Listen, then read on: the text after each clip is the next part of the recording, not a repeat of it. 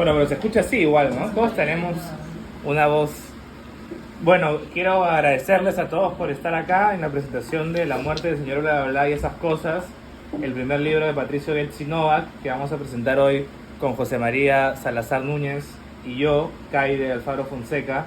Es súper significativo además que estemos nosotros dos, porque la primera presentación hace 6 años de la editorial fue de nosotros dos, y hasta el momento éramos los más jóvenes en publicar hasta que llegó Patricio, así que es una linda mesa, al menos para nosotros, espero que para Patricio también. Y bueno, es el libro 28 de la editorial, 18 de esta colección Actor de Reparto, que está dedicada a la escritura contemporánea.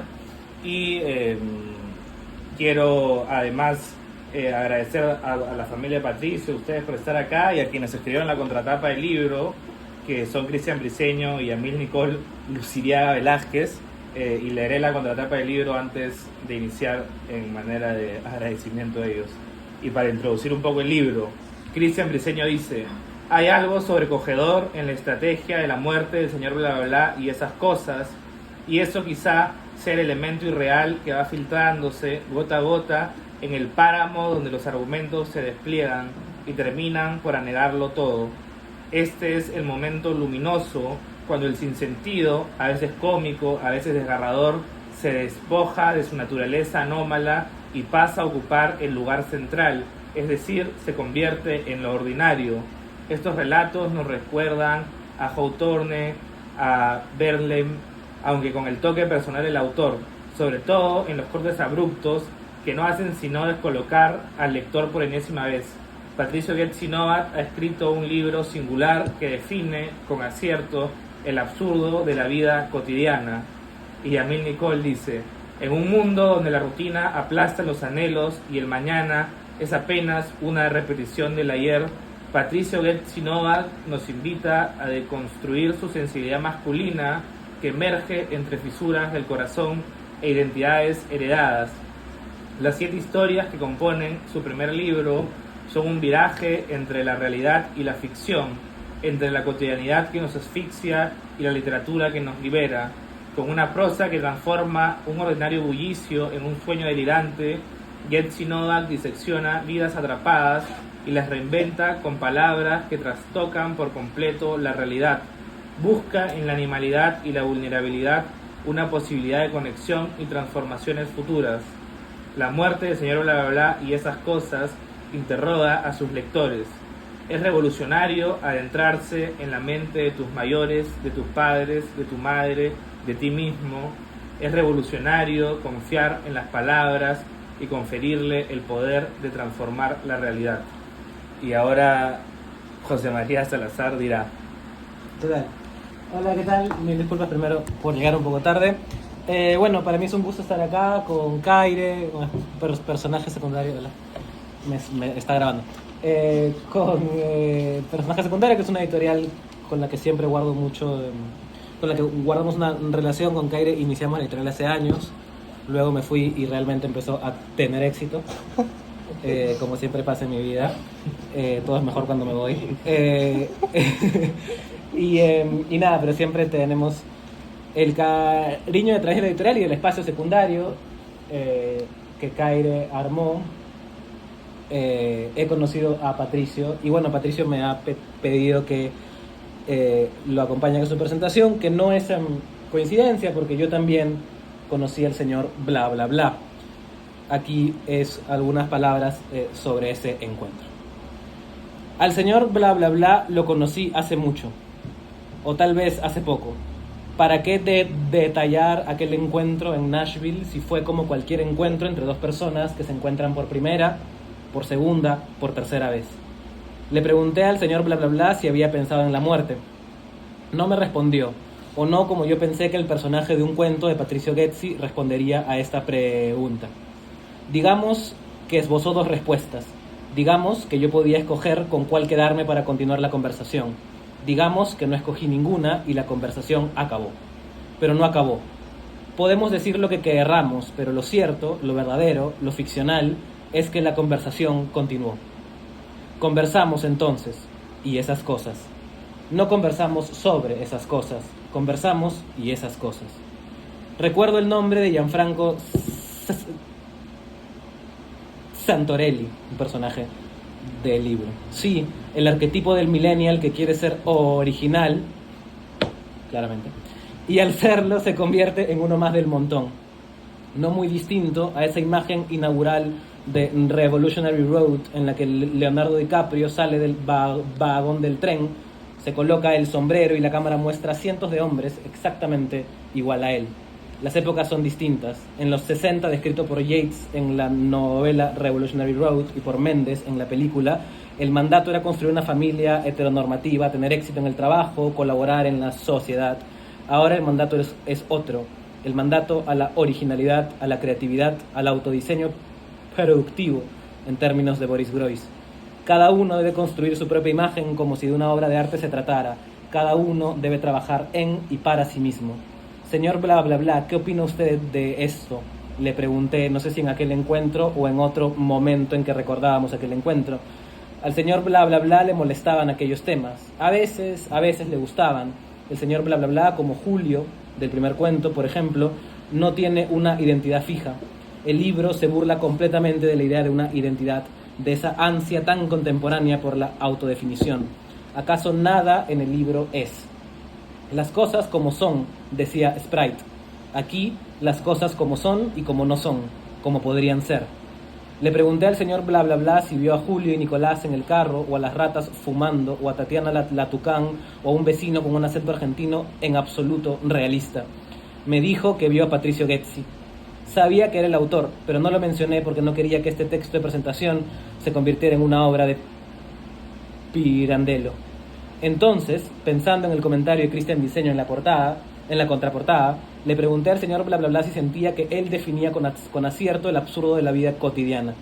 Lo que dijo, que no sé qué fue, no porque no recuerde o no haya escuchado, me demostró que no, que nada en este libro hace referencia a una realidad, a una vida cotidiana. En Poética de la Indeterminación, Marjorie Perloff explica que en los poemas de John Ashbery la identidad es fluida. A veces el sujeto se refiere a sí mismo como yo, luego como tú, como él. No hay unidad. Las perspectivas cambian de tal manera que los fenómenos que se muestran están ellos mismos a punto de disolverse, a punto de desaparecer. La escritura, en su indeterminación, los desplaza, los desajusta. Por eso le dije al señor bla bla bla, su cuento ocurre un día antes de su muerte. Por eso el cuento Mamá y una rata en la cocina tiene finales, inicios y medios alternativos. Por eso en el primer relato nosotros, los lectores, perdemos de vista a los personajes a la vez que el narrador, que es consciente de lo que está inventando. La escritura no es un lugar para la verdad, para la representación. Perloff cita al propio Ashbery, quien al describir un poema de Raymond Roussel dice que el poeta, como un prisionero fascinado por la apariencia de la pared de su celda, permanece fascinado por el espectáculo delante de sus ojos. Como los habitantes de la cueva de Platón, añade Perloff, que luego de haber percibido fragmentos de luz, ahora observan a las sombras moverse. Todos observamos a los personajes de este libro moverse como sombras, pero no hay una luz detrás, no hay una realidad última, eterna, solo las sombras jugando sin referente alguno. ¿Soy una sombra?, me pregunta el señor bla bla bla, e inmediatamente me doy cuenta de que él no preguntaría eso. No le interesaría saber qué es. Cuando el joven bla bla bla en el relato le pregunta quién es, él dice que tiene razón. Tiene razón en preguntarse quién es, porque ahí está su respuesta, en la pregunta. Él no se preguntaría si es una sombra o si es el niño más feo del mundo. A Derrida una vez le preguntaron por qué él decía que podía ser considerado un ateo y por qué nunca afirmaba simplemente yo soy ateo. Derrida respondió, nunca diría yo soy. Contra aquel reality peruano, ningún personaje de este libro dice yo soy. No son, y no están tampoco. Los espacios en los que transitan operan siguiendo a Marc Oye como no lugares, espacios de transición en los que nadie se instala, que carecen de historia, que parecen flotar en lo indefinido, en lo efímero, como el hotel del segundo relato que se convierte en una casa, en un cementerio, mientras un vuelo se retrasa indefinidamente. En El niño más feo del mundo, los padres lo exhiben en su patio, otro no lugar, otro espacio al borde de la desaparición, desconectado de la historia. Por eso, señor bla bla bla, usted no es peruano ni estadounidense, no es tampoco un ser cosmopolita o Dios no quiera, un ciudadano del mundo. ¿Por qué sigue obsesionado con lo que con lo que soy?, me preguntó. No supe responderle. Quizá es por donde nací, por donde crecí y esas cosas. Entonces me hice una pregunta, o en todo caso me la hago ahora. Si yo estoy viendo al señor bla, bla, bla, bla, ¿quién me está viendo a mí? ¿Existo para los que ven como el señor bla, bla, bla para mí? Me siento, debo admitirlo, como el narrador del cuento La fiesta del vecino. Cito: todos giraron a verme, sus cuerpos nunca paraban de bailar, como en otra dimensión que sus ojos, que me miraban fijamente. En ese cuento el narrador nunca encuentra a su vecino. Yo sí he encontrado a Patricio Guezzi. Está a mi lado. No sé si es el Patricio Guezzi de este texto de presentación, o el real, o algún otro, porque en realidad la realidad no es más que otro plano discursivo. Todo lo que ocurre en este libro lo prueba. Los personajes están y a veces no están, aparecen y desaparecen. Guezzi sabe que la escritura no representa la realidad, o sí, pero en todo caso, ¿qué es la realidad? ¿Por qué lo que estoy diciendo ahora es más real que ese Nashville irreconocible del libro? No sé la verdad por qué me he enredado tanto con lo de realidad y la ficción. Si bien los relatos de este cuento a veces juegan con lo metaficcional, no se reducen a ello. Ya existen después de esa cansina discusión. Quizá debería hablar más de sentido y sinsentido en la nomenclatura deleuziana. Sin sentido, ojo, no como ruptura de sentido. Al carecer de todo sentido particular, el sinsentido no puede ser la ausencia del sentido, más bien se opone a ella. Al no tener sentido es lo que inicia la cadena del sentido, lo que dona el sentido para que todo empiece. Por eso Deleuze opone el nonsense al absurdo camusiano. El absurdo es una carencia de sentido, siempre se define con relación al sentido, a lo que falta. Siempre se define con relación al sentido, es una falta que implica que el sentido es lo normal, lo verdadero. El nonsense no. En el nonsense no hay nada verdadero. Inicia la cadena del sentido, cualquiera que ésta sea. Por eso, en Mamá hay una rata en la cocina, Matías abandona su plan de rescate de la rata, pero también desaparece cuando su madre va a buscarlo. Pero el punto clave no está en lo que dice el texto, sino en la forma. Pensemos en los párrafos. Cortos le brindan un ritmo entrecortado al conjunto. Son estos los que le dan sentido a las realidades ficcionales. Porque sentido, aún con Deleuze, es efecto, no solo en tanto causa, sino también en tanto efecto sonoro, superficie, materialidad. Uno puede sentir el ritmo de los relatos que saltan de un tema a otro, dejando mucho a abierto. Cuando se extienden, tampoco parecen aclarar demasiado.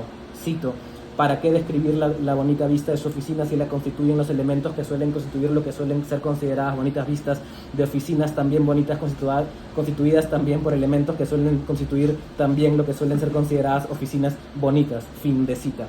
Casi no hay contenido ahí, no dice nada. No hay algo que se está describiendo. Es el lenguaje comiéndose su propia cola.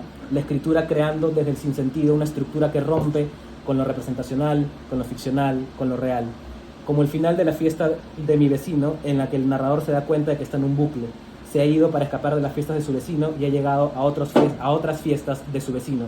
¿Son otras fiestas? ¿Es otro vecino o es el mismo? No importa. La escritura no debe dar respuesta. Es la sombra sin luz, el vuelo que no termina, el Londres al que nunca se vuelve, el Nashville que nunca se habita del todo. Una palabra se enlaza con otra y esta con otra para volver a empezar, pero nada realmente empieza en este libro, tampoco acaba. Por eso no sabes cómo acabar este comentario, interrumpió Patricio, y no supe decirle que tenía razón. O sí le dije y me respondió, y empezamos a hablar, a vernos, a ir a la playa, a tomar una pilsen, a crear una vinculación que excede a esta ocasión y esas cosas. Gracias.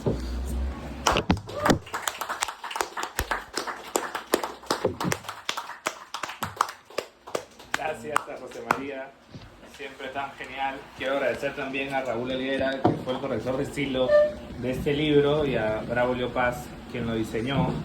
Y yo leeré un texto que se titula La muerte de esas cosas y bla bla bla. 1. No hay mucho para texto en el primer libro de Patricio Guezzi Novak, no al menos de carácter biográfico. No es un dato menor, teniendo en cuenta que en los primeros libros siempre tienden a alardear de ciertos logros como ganar juegos florales, publicar en revistas virtuales o viajar al extranjero. Pero el ejercicio de Guezzi es distinto desde la solapa. no una foto, sino una captura de pantalla que muestra un selfie en primer plano y varias viñetas de fotos y videos en segundo plano. Lo contrario, digamos, a la típica foto de LinkedIn de alguien interno, sonriente, con los brazos cruzados, sacando pecho.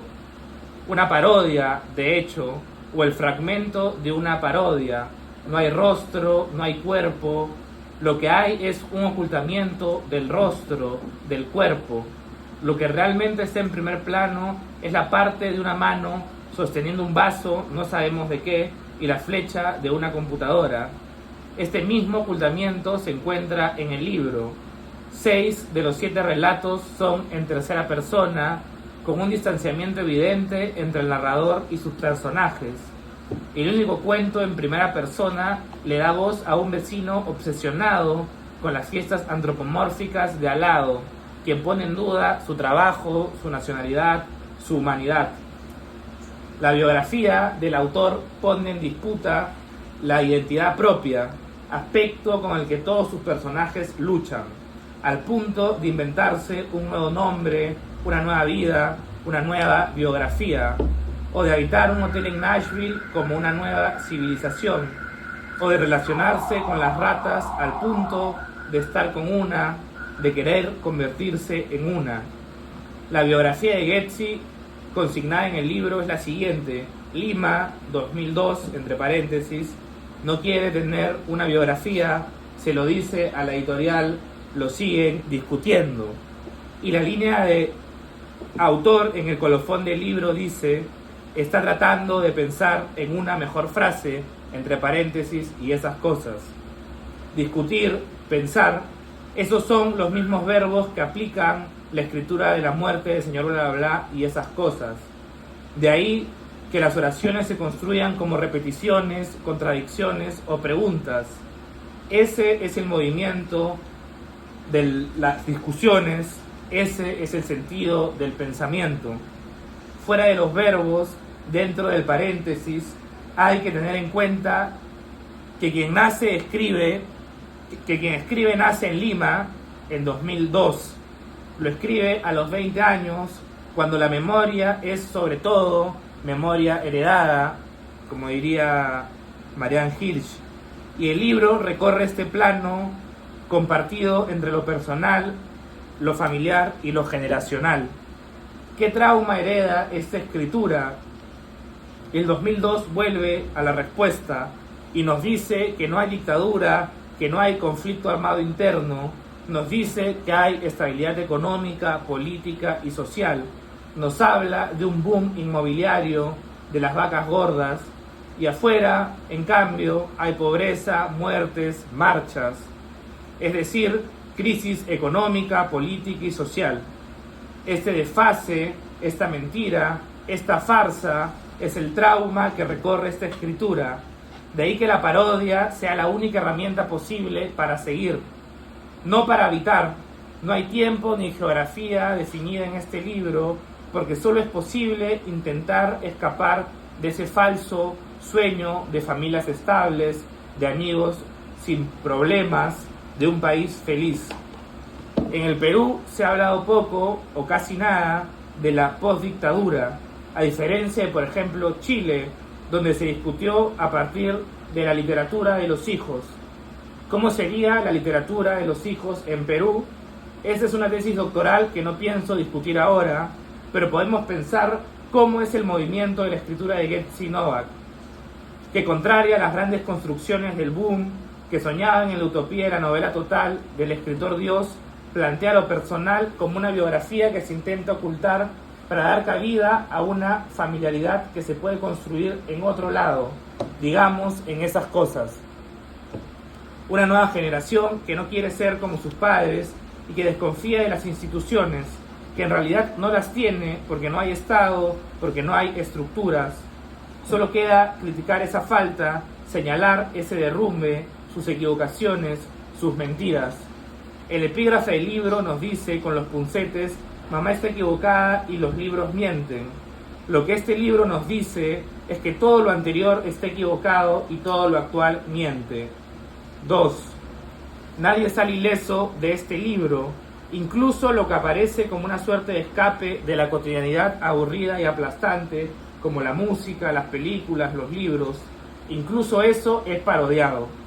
Este libro es una gran negación, de ahí que el primer párrafo tenga 3 negaciones en sus 3 oraciones. Cito: Julio se despertó con los gritos de su madre, no sabía en realidad si ya estaba despierto o no, esa noche había soñado que no podía dormir.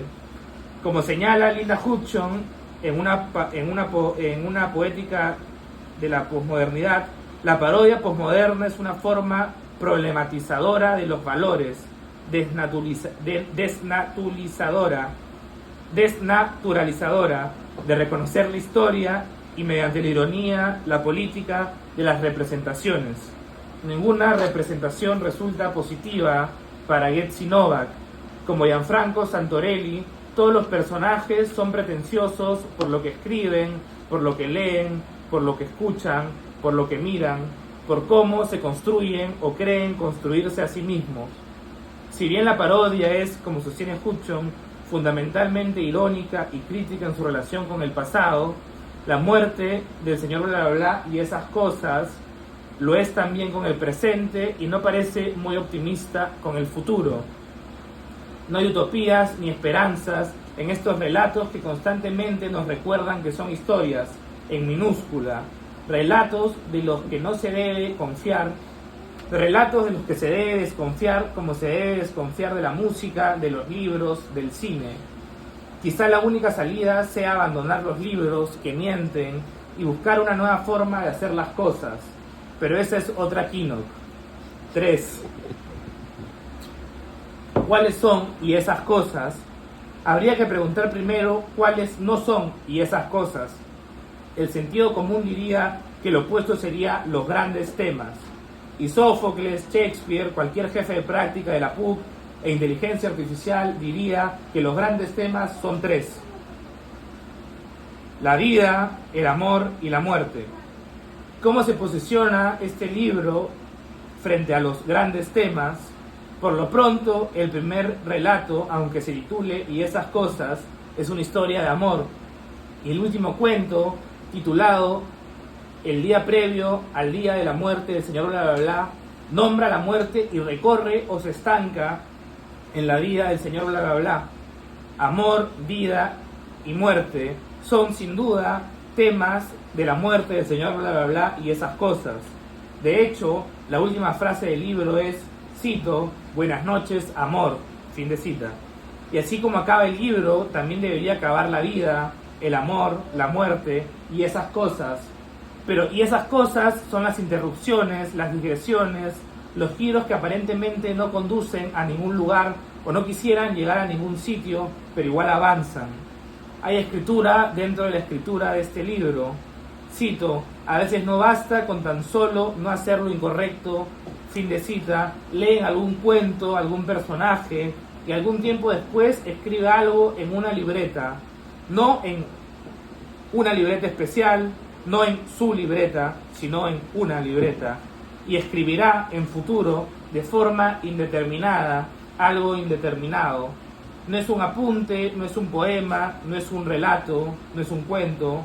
La palabra amor aparece 5 veces en esas 5 líneas. Luego hay una sexta que interrumpe, sin acabar algo que no necesariamente comenzó. Antes de decir buenas noches amor, se puede reemplazar la palabra amor por bla bla bla y esas cosas.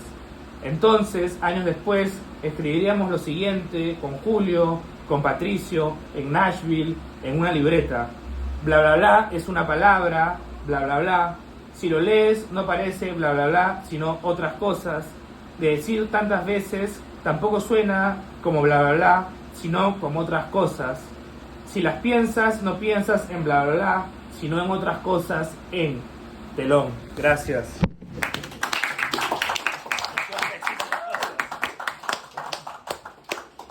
Y bueno, ahora protocolarmente lo que tocaría es que Patricio dé sus descargos, pero creo que va a ser una citación audiovisual. Sí, para no hablar, me grabé hablando y lo voy a proyectar.